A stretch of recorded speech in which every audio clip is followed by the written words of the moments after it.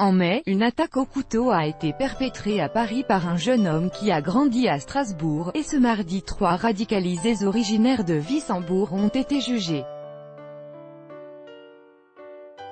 Parmi les départements français les plus fortement impactés par la radicalisation, comment le Bas-Rhin s'est-il organisé pour lutter et prévenir ce problème?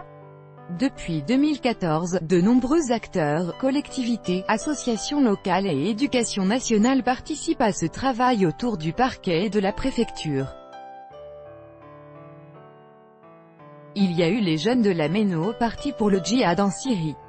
Le terroriste du Bataclan qui a grandi à Wissembourg, l'ex-employé de la mairie de Schiltigheim devenu combattant de l'État islamique.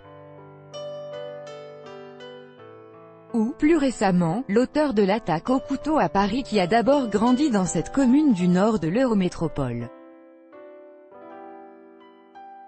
Nombre de médias n'ont pas hésité à parler de « filière de Strasbourg » ou de « filière barinoise » ces dernières années. Cette semaine encore 3 Alsaciens ont été jugés pour association de malfaiteurs terroristes devant le tribunal de grandes instances de Paris. Mi-mai, le maire de Strasbourg estimait dans le Figaro que 10% des fichiers S du pays se trouvent dans le département. De premiers cas de radicalisation signalés en 2013 même auprès de la préfecture, dur de confirmer ou d'infirmer ce chiffre. Mais le Bas-Rhin est un des départements impactés par la radicalisation. Lieu d'accueil de jeunes au sentiment de mal-être indéfini à Strasbourg, la maison des adolescents a été sollicitée avec de telles préoccupations, dès 2013. Delphine Rideau, sa directrice ajoute, rapidement, la diversité des profils a interpellé avec, aussi, de jeunes filles, concernées, attaque au couteau à Paris, à Schiltigheim, où l'assaillant a vécu, le souvenir d'un garçon, discret, https://t.co/20minutestra@pic.twitter.com/zw9right 20minutestra@20minutestra, mail 13, 2018. Les premiers cas signalés et les premiers départs repérés ont obligé plusieurs acteurs à se poser des questions, d'autant que Strasbourg, sa cathédrale, ses touristes, son symbole européen et humaniste, avait été menacé dès 2000 sur son propre territoire d'une tentative d'attentat avec des explosifs en plein cœur de son marché de Noël. Un réseau d'acteurs mis en place à partir de 2014. La préfecture du Bas-Rhin a installé un dispositif dédié à partir de mai 2014. Renforcé et évolué ensuite, il compte plusieurs cellules,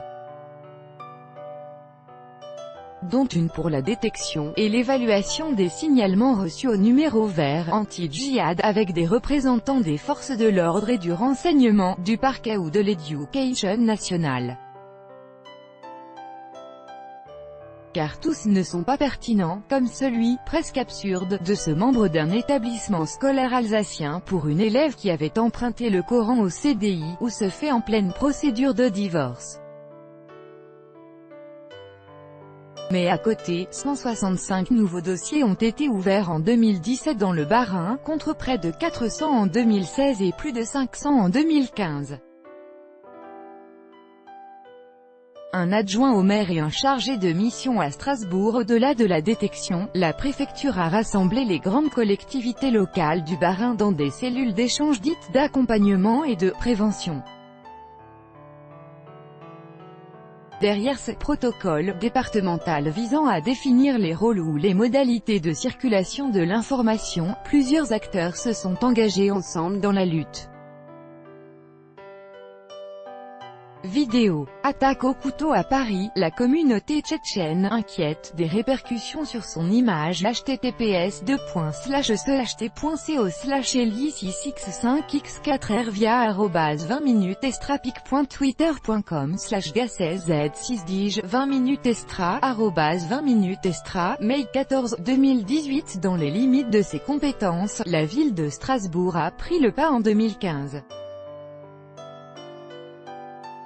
Pour moi, la prise de conscience du problème est peut-être plus grande qu'ailleurs, estime Olivier Bitz.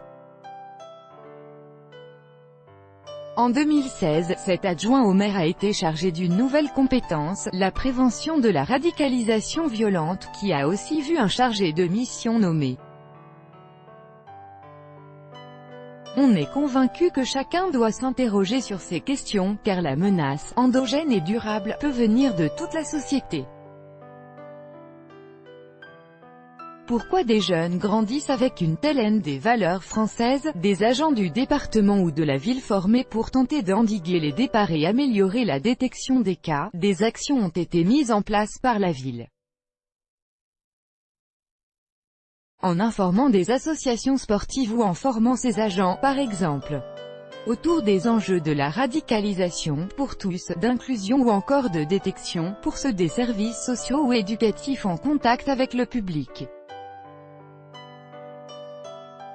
Terrorisme, de 5 à 9 ans de prison contre les 3 Barinois ayant tenté de se rendre en Syrie. https://cht.co/rlw1ttifhg via @20minutestra.twitter.com/5as19pix 20 minutes estra @20 minutes estra June 13, 2018. Toujours dans une idée de prévention le plus en amont, et le plus collectivement possible, des réseaux territoriaux ont aussi été mis en place dans 3 quartiers, la cité SPAC, l'Elsaou et la cité de Lille, afin d'effectuer un diagnostic et mobiliser un réseau d'acteurs locaux sur la question. Tous les quartiers de Strasbourg y auront droit. Chargé de mission de la ville, Éric Poinceau ajoute, la radicalisation n'est pas propre à un seul territoire, un seul quartier, de nombreux acteurs pour prévenir et accompagner. Chargé de son côté de la protection de l'enfance, le conseil départemental participe aussi au signalement de mineurs radicalisés, grâce à l'évaluation de ses travailleurs médico-sociaux, aux côtés de ceux des villes.